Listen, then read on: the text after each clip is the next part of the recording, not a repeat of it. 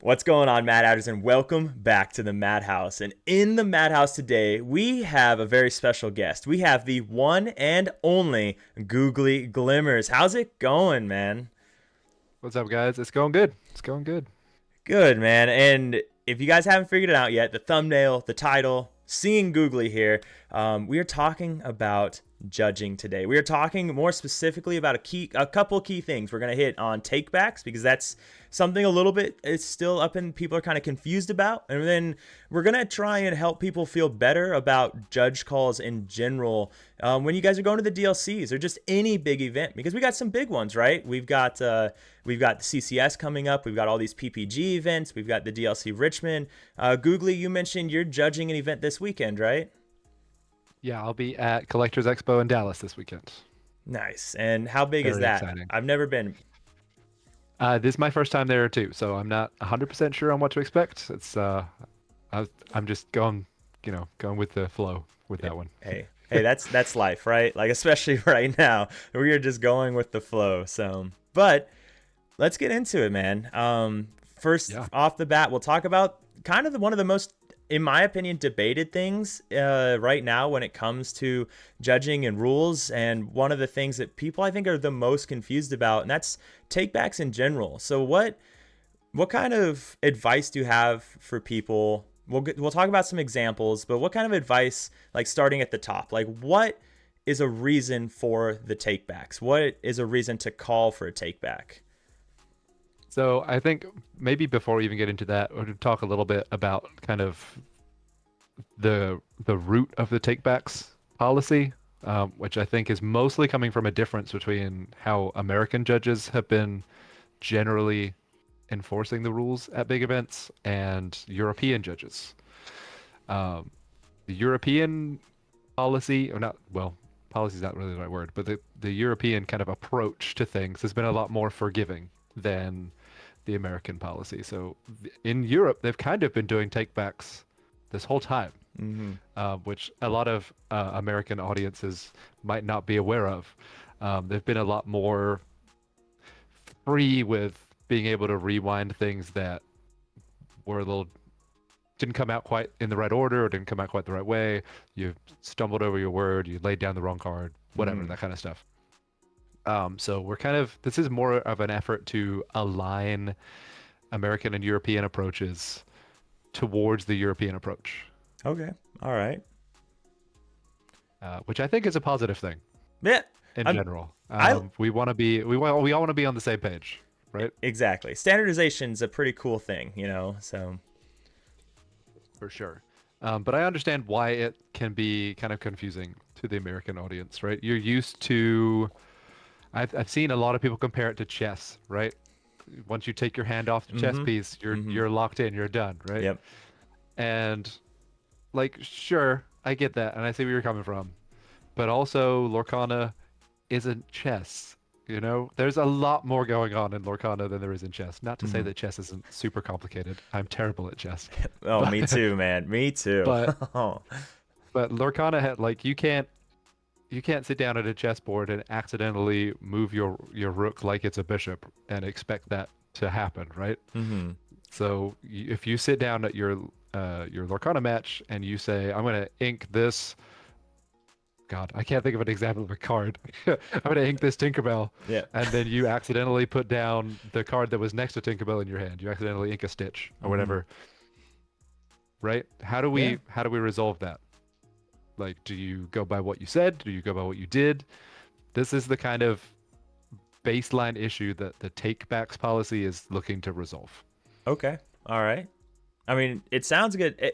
It sounds good to me. And you know, of course I'm not a major competitor. I haven't been in the TCG scene for a really long time. I'm not winning DLCs, but in general, that sounds good to me. You know, we see it all the time where someone will be looking at their hand, they'll be studying the board, and like your example is perfect. And we see that all the time where they're like, "All right, I will ink.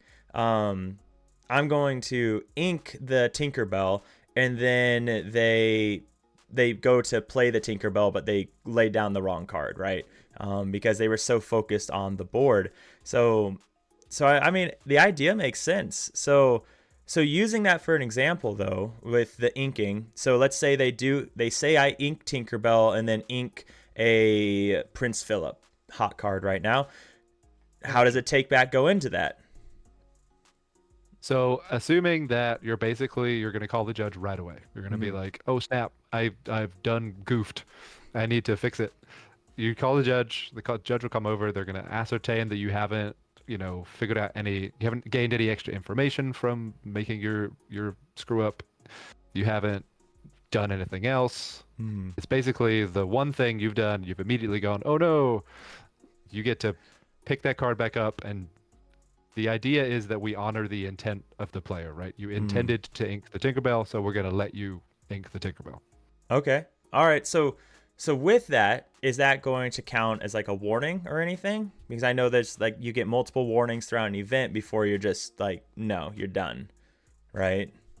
So the policy itself, the specific written policy that's going to go in the rules, is still evolving, right? They're still taking Gotcha. feedback on it. We're still working on all of that stuff. Mm-hmm. As of the version that we saw for Milwaukee, Mm-hmm. there are no penalties involved, and I don't really expect that to change. Yeah. So it's probably not going to be a penalty thing. Okay. I mean, it's good to know, right? And I think it continues to really hit on the fact that we're trying to honor the intent of the play, that kind of thing. So you mentioned something you were talking about, like the intent of the play, call a judge immediately, don't do anything else. So, and then not gaining knowledge. So what if they played the Tinkerbell, or they inked the Tinkerbell, played the Prince Philip, and then played another card and realized that, hey, I inked the wrong card. Is it gone too far now? Yes. Yeah. Okay. Basically, you're assuming you're doing everything one step at a time like you're supposed to. Mm-hmm. As soon as you move on to the next turn action or even triggered ability resolution, sometimes, not always, Yeah. Yeah. Yep. you're basically locking yourself out of getting that take back. Okay. So, we're still encouraging not slow. We're still Yeah. encouraging methodical, Yes. intentional play, right? We're Okay. not encouraging you to rush through and then be like, "Oh no, I messed up 5 steps ago. Let's just go back and fix it." That's not what we're talking about. We're talking Okay. about one thing at a time. If you make a single mistake, and then you're going to be able, hopefully, to take that back, Okay. but not So always. we'll use inking one more time because I know for me when I ink, I always ink with the card face up until I pass my turn. That way I can remember I've inked, I don't have a double inking thing, all of that. Now, what if it's someone that I says I ink Tinkerbell and then they're one of those players that immediately flip it over? Once they flip, can we still honor intent and integrity and be like they both players know, or that player knows 100% that this top card is the Tinkerbell that they did not mean to ink? How would that look? So the judge can always do a little bit more investigating. Mm-hmm. Um, Generally speaking, once you've inked a card, it is going to be the top one in the pile, even if Mm-hmm. you're spread out a little bit. We keep them overlapped, that kind of thing. Yes. But a judge can always look at the inkwell Okay. anyway, right? A judge Yeah. can pick that up and peek at it. Okay. So, we can figure that out. Yeah. If there's So that's a good example. If there's any kind of discrepancy, if there's any kind of thought that maybe what the player thinks happened didn't happen, Mm-hmm. then we're just not going to allow the take back. Yeah. Okay. Yeah, and that makes sense too. So we got inking. I think we've figured that out. Probably. What are yeah? I'm sure there's tons of things that will always come up. But what are some other more common? I know Kyle's first example when he first started talking, at least what I saw on the official Discord, was he was using resist as an example where the player forgets that their opponent's Tinkerbell has 2 resist on it from an I'm still here, so they challenge into it, not remembering the resist. So now how does something like that work, right? Yeah. So this is kind of not really the way I was expecting it to go, Okay.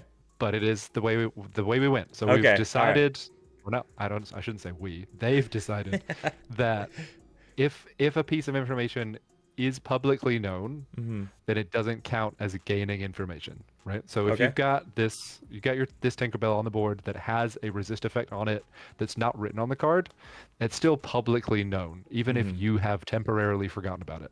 Okay. So that kind of a situation is still going to be eligible for a take back. Okay. So, Again, assuming we've got no other extra information, nothing else yes. is happening, that kind of the standard disclaimer Yes. still Okay. applies. So I forget that it has resist. I challenge it. The guy's like, "Oh, well, that doesn't do anything." I immediately call a judge. Be like, "Hey, this is what happened. Can I take back, you know?" Okay. So what are some other common things that maybe you've been asked questions about as far as takebacks? Like what's allowed, what's maybe I guess what's allowed or what's not allowed for take back? Common questions you've been asked. Yeah, it is tricky because I Yeah. know a lot of people feel like some of the skill expression in the game is remembering those abilities, right? Mhm. Having that, maintaining that good awareness of the game state. Yeah. And I understand that. But also, I don't, and I guess the rules team and the design and development team as well, they all kind of feel like that isn't the kind of expression of skill that they want to see deciding games, Mhm. right? Like So, gotcha moments. right, Yeah. we're trying to, they are trying, I keep saying we, they're trying to avoid those gotcha moments, Mhm. ending somebody's event Yeah. or costing somebody a match, right? Mhm. Your your play should determine the outcome of the game based on how well you take advantage of the things that are in play, the things that are known. Mhm. Not just, oh, my opponent forgot about resist. Teehee. Now I get to wipe their board. Yes. Mhm. That's not like it happens sometimes Yeah. as the way things are right now, but that's not. I don't know. I think I agree with the rules team Yeah. and the development team. I don't feel like that is the kind of skill expression that should have that big of an impact. Yeah. I mean, I agree, and I'm sure there's going to be some people with their pitchforks, and that's perfectly fine. And singing "Grab Your Swords" from Beauty and the Beast, but I agree. I don't want to win games because they forgot about resist or an I gotcha moment. Like I'd rather win games because of skill expression, and so I'm a big fan of it. I'm with the rules teams on that, and I think a really good example of takebacks we've essentially seen takebacks on stream before. How many times have we seen a Pete on stream where someone plays an action and then they're like, "Hey, sorry, you forgot about Pete," right? And so things like that have been around for a hot minute. And I mean, I Yep. I did it on stream just the other night. My opponent played a Pete, and I knew he played the Pete, and I'm going through my turn knowing he played Pete, but I was thinking so hard about how to sequence my turn around Pete that I forgot he played Pete, and I ended up trying to play an action, and he's like Pete, and it's like, oh Yep. yeah, like darn it, thanks. So I So don't know. and I think because you have the advantage with the Pete in that playing that action was an illegal game move. So you Hmm. have the ability.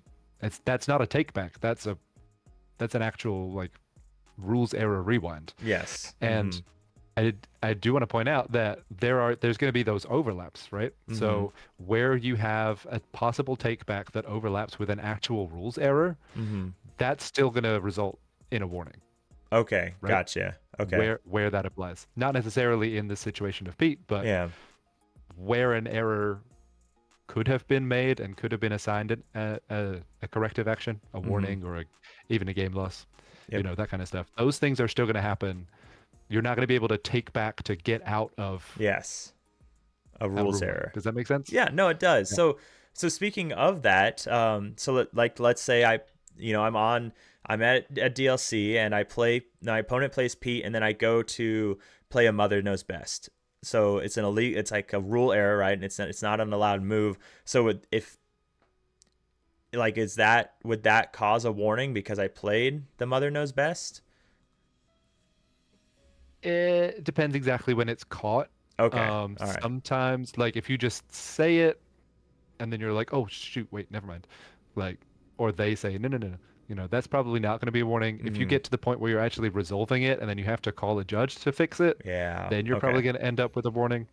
So Okay. It's a little gray area. All right. Yeah. Yep. Okay. So, with takebacks, you mentioned so right now takebacks aren't it's an official thing, but it's not an official thing because it's not officially like in the Yes, rules, right? Like sure. I found out over Discord, right? And so one thing that I've been hearing is that there's local stores that aren't allowing takebacks because it's not like an official ruling yet.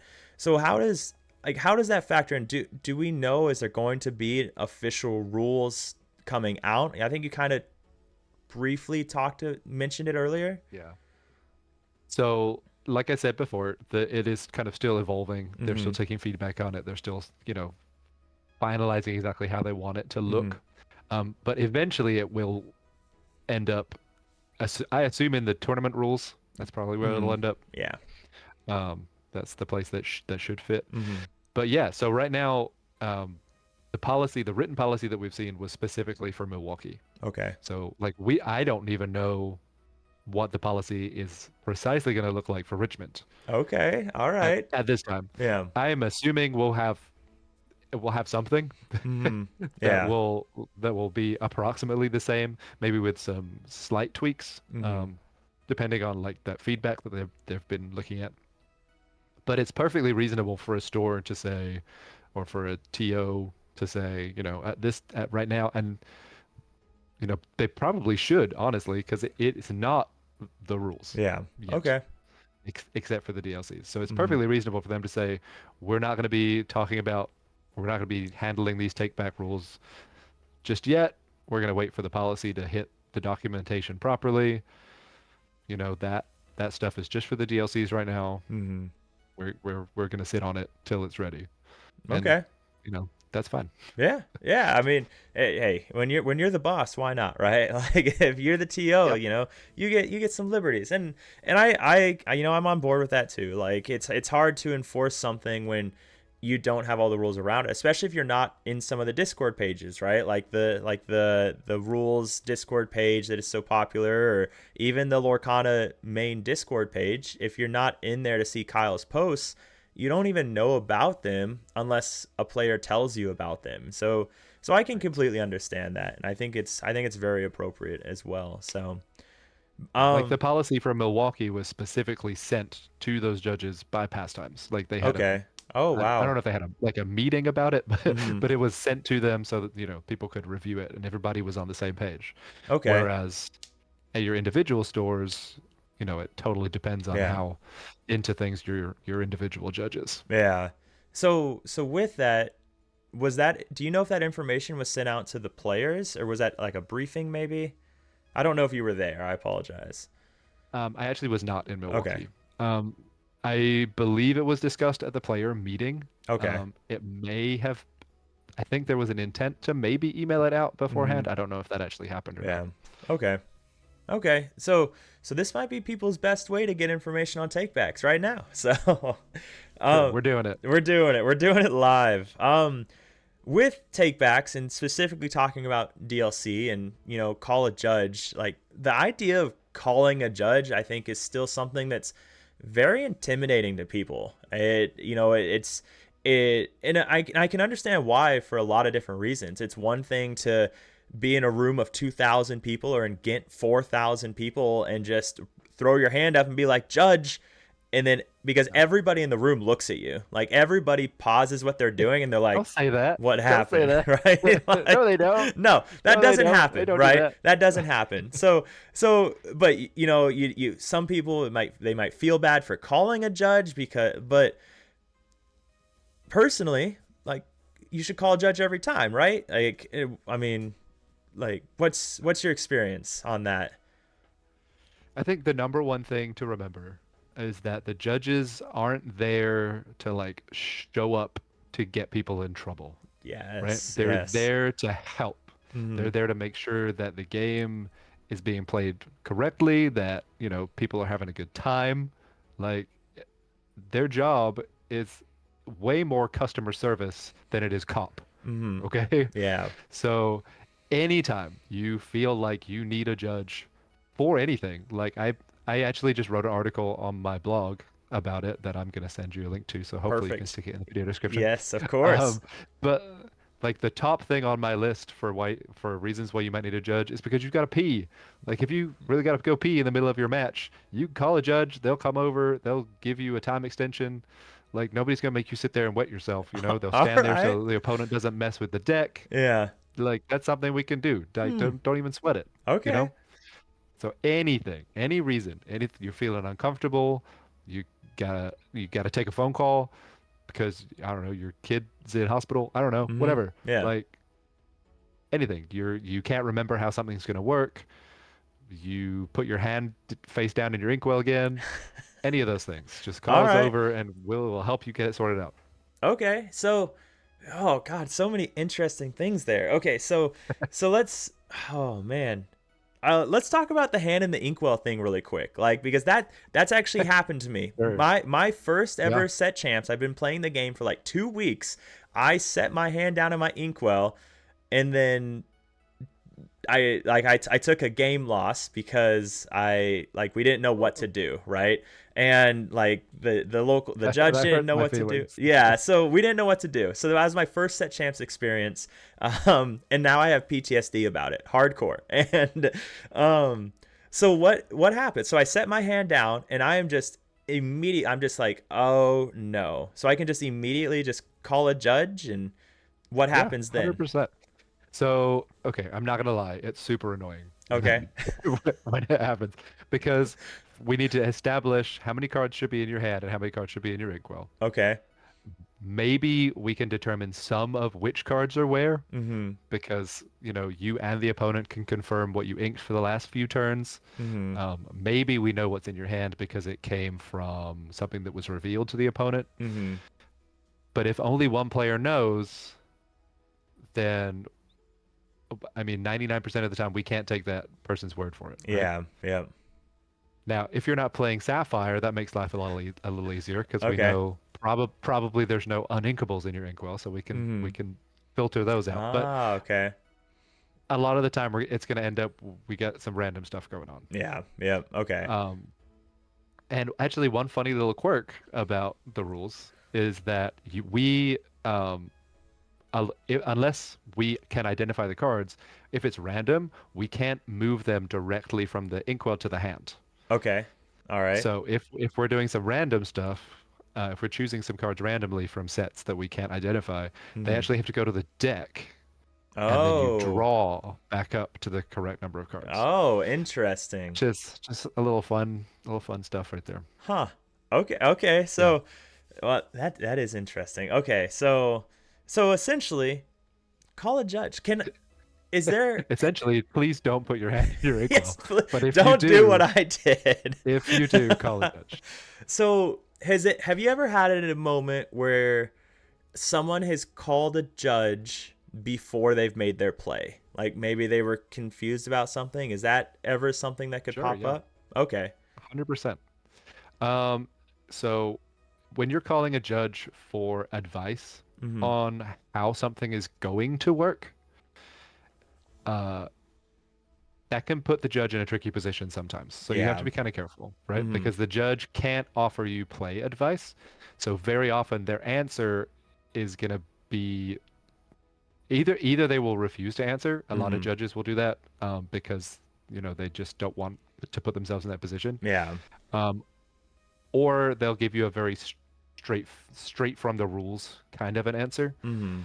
Um, so if you need to ask that kind of question, if you can ask it in a rules-based way, that's a better way to do it. So like Okay. you can't, it's better, for example, if you've got, say, a lady shift in your hand Mhm. and you want to know, you can't remember if you play her on your lady that's in play, you can't remember if she can quest right away or not, right? Mhm. Yep. Instead of saying to the judge, "Hey, if I play this lady this turn," I'm gonna assume you're talking away from the table, Yes. Yes.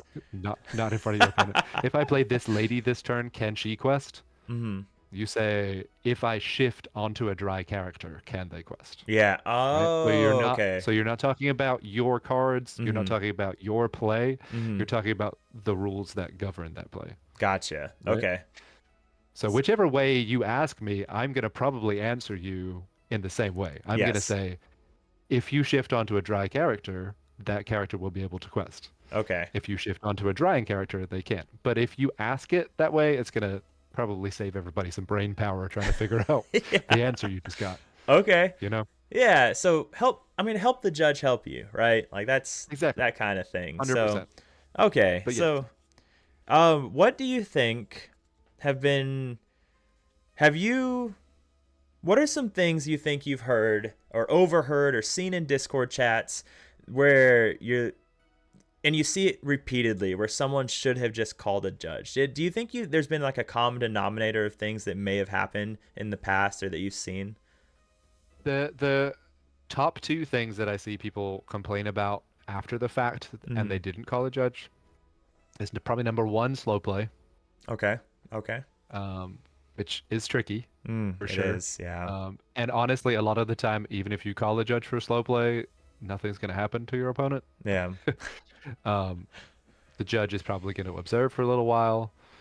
Um, and then just the act of the judge, doing that observation is probably going to make them play Moving on. faster, Yeah. right? Yep. So, like, you're going to solve your problem, but probably there's not going to be any play corrections involved. Mm-hmm.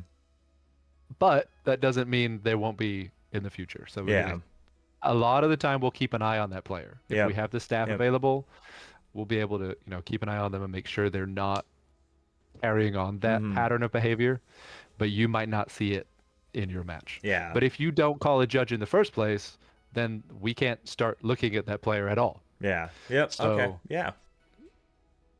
slow play is number one. And number two is probably general unsporting behavior. So Oh. if somebody's making you feel a little uncomfortable, Mm-hmm. somebody is maybe cussing under their breath at, the card they just drew, or they're like, "Of course you just drew a beep Yeah. beep beep beep." Mm-hmm. Be Okay. prepared off the top of your deck. You're playing an Yeah. infinity. I don't know, that kind of stuff. That can be a super awkward judge call to make as well, right? Mm-hmm. Because a lot of the time when you call a judge, you're asking for help, you're asking for advice. In this case, when somebody's making you uncomfortable, you're like, "Hey, this guy Yeah. is making me unhappy," and that's hard, right? Yeah. And It I'm not gonna is. lie about that. You can always, always ask to talk to a judge away from the table. Okay. If All you right. need to call a judge about something that's uncomfortable, you can say to that judge, "Hey, can I talk to you over there?" Mm-hmm. And you don't have to like make an accusation or whatever right in front of that guy, Yeah. especially in that kind of a situation. So that's definitely something I'd like to see people make use of more. I don't see that a lot. And then I do see a lot of people coming up to me or other judges afterwards and saying, "Hey, this guy was kind of a jerk last game." Yeah.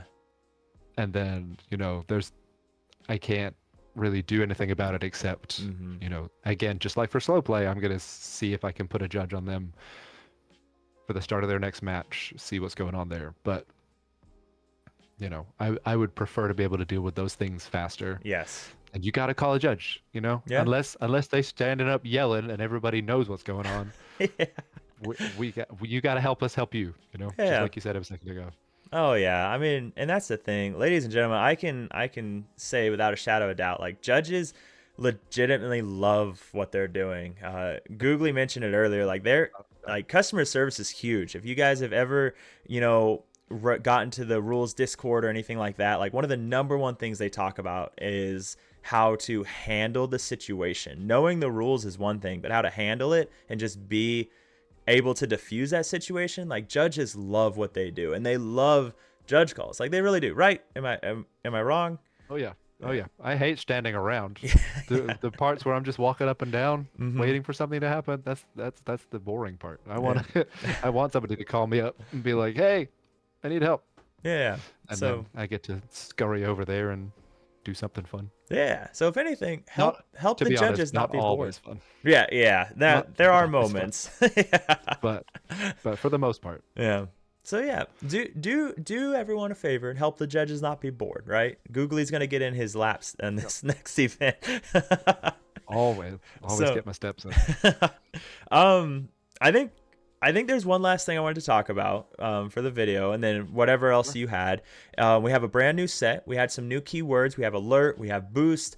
So two new keywords this time around, and just a very big card pool of cards that are going to be seeing play in the new core constructed, where we had so many reprints in the previous set, things like that, and then other cards that are now good that weren't before.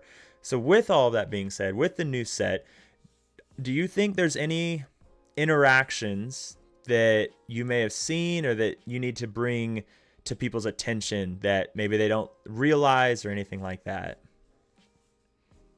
So I was on the Illumineers just last night Oh, okay. actually. All right. And we talked about this a little bit.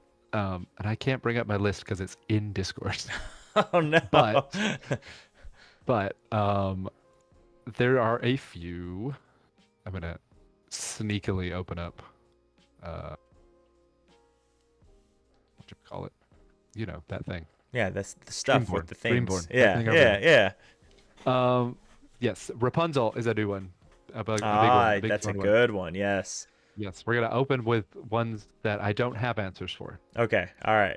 So right now we have Rapunzel. Mhm. She's a 1/2 little lady. Mhm. But when one of your characters is chosen for support, she makes that character basically immune to the next uh, burst of damage being dealt to them. Yes. Right?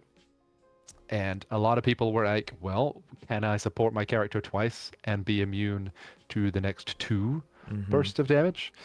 And the answer is kind of. If you support twice in a row and then take damage, that will use up both of her abilities, Okay. right? So because they're identical, one of them is used and the other one just goes poof Yes. and disappears. Okay. Yeah.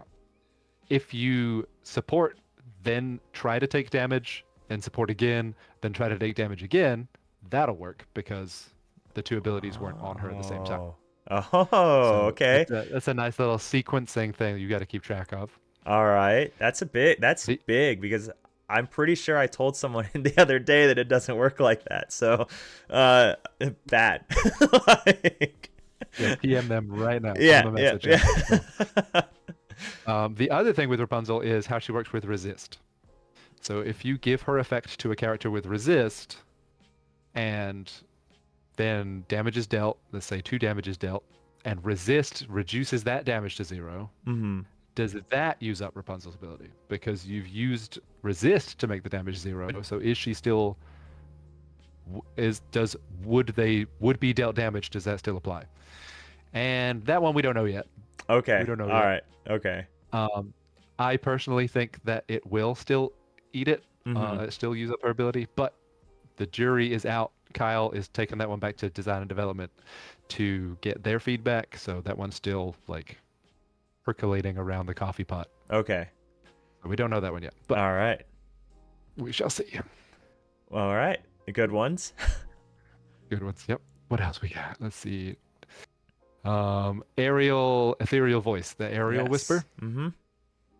Whenever you play a song, is it play a song? Yeah, not sing. Yes. Whenever you play a song with her, if there's a card under her, you get to draw a card. Yes. Nice and simple, right? Yes. Wrong. Not simple. What happens? What happens if the song you sing causes Ariel to leave play? What if you sing Mother Knows Best and you bounce her back to your hand? Do you still get to draw a card with her ability? No. No, you do not. Okay. All Because right. when you resolve her ability, she's already in the hand. Is there a Yes. card under her now? No, Yes. there's not. Okay. You did get to steal that boost card from underneath her when you bounced So, her, but that doesn't count. It's not what we're talking about. all right. But same with sending her to the deck, same with sending her to the discard pile. If you get her to leave play, you've messed up. All You right. messed up your ability. Let's see. I'm just scrolling through. Yeah. Let's see if we've got one more good one. You can cut out the dead time. It's fine. Right? No, there's no dead time. No dead time. No dead time. Let's talk about the two horned kings real quick. Okay. All right. So there's the shift horned king, which gives your all of your other characters the ability to bounce back to hand. It's the same ability as Dr. Facilier from set 1, Yes. Mm-hmm. but way cheaper because Yes. Dr. Facilier was really expensive. Yes, he was. So yes, so this guy and how it works with boost and also with shift. Okay. Um, a lot of people will have the kind of basic idea he's going back to the hand, so the whole stack of boosted cards or shifted cards will go back to the hand. Mm-hmm. That's not how it works. All right. Because they're banished, that shift stack or that boost stack is going to bounce over into the discard pile first, and when it gets there, it'll separate out into individual cards, and then you'll only get the top Mm. card back to your hand. Okay. We've known how this works since Starter Facility in set one, but it's good to remind everybody Yes. it works exactly the same way. But in a fun twist, that means that it does work with the Horned King Triumphant Ghoul. So this little dude says if one or more cards have left a player's discard this Mm-hmm. turn, he gets 2 extra lore. Okay. He'll have 3 lore. So because the other Horned King lets the cards get banished, go to the discard, then return to hand, one of them, that will activate the Horned King's, not activate, but turn on. I'm trying to Yes. use my good rules language. It'll turn on his static ability. So Mm-hmm. something did leave your discard pile. You're one of the players, so he'll get his extra 2 lore. Okay. All There you right. go. Fun little Horned King synergy there. Hey, we love some good synergy, right? So, I mean, Uh, yeah, synergy's the thing. Like, I mean, that's a lot of the times that you'll see people's deck lists, like, and you'll be like, I don't understand how this thing works. Like, I don't see how this wins. And then you see them play it, and you're like, holy crap! I had no idea that the cards functioned and worked that way in that manner. So, so yeah, understanding the rules, it's a little important, but just a little bit. just a little bit. Just So, a little bit. And well, if you don't, you can always just DM me, yeah, and I'll tell you. yeah, there we go. And for all of Or you, Googly Glimmers. He'll be in the description as well as his blog, which I highly recommend you check out. As he said, he just put up a new article that definitely should check out. But what other ways can they, besides Discord, besides your blog, what other ways might they be able to get a hold of you or follow you or I whatever do the is out there? Twitters.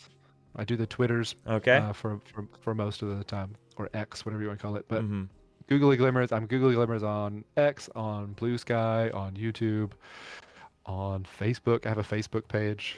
Oh, Instagram. All of those. All of them, Any of all that of the stuff. social medias. So, Yeah. and then All the he same. he is the 20 lore head judge in the 20 lore Discord, so you can find him there as well and bug him there. So he Yep. does have that title. So, but yeah, man, it's always a pleasure. And like I don't know if I mentioned it, but I've had you on before. We talked about rules, and it was a few sets ago, and takebacks was been a hot topic, and people asked like, hey, can you do another video with a judge and talk about takebacks? So I really appreciate you taking time out of your day, because I know that you just jumped on right after you were doing other adulting things. So The old job. yeah, the old job, man. Adulting sucks. So, but Yeah. I really appreciate it, man, and I'm sure everyone else will as well. And I'll definitely hit you up with whatever I see in the comments. If there's a question I can't answer, and then I will definitely hit you up, and that way we can get them an answer. But any closing remarks? No, just thanks for having me. I'm excited to hopefully see everybody in Richmond if I get the job. I will find out that in December, so Nice. I'll have to book late flights. Yeah, that's always fun. But we'll see. But yeah, no, call your friendly judges. They're there Yes, for you. they're there for you. All right, ladies and gentlemen, remember, stay happy and healthy, and we'll see you around. All right.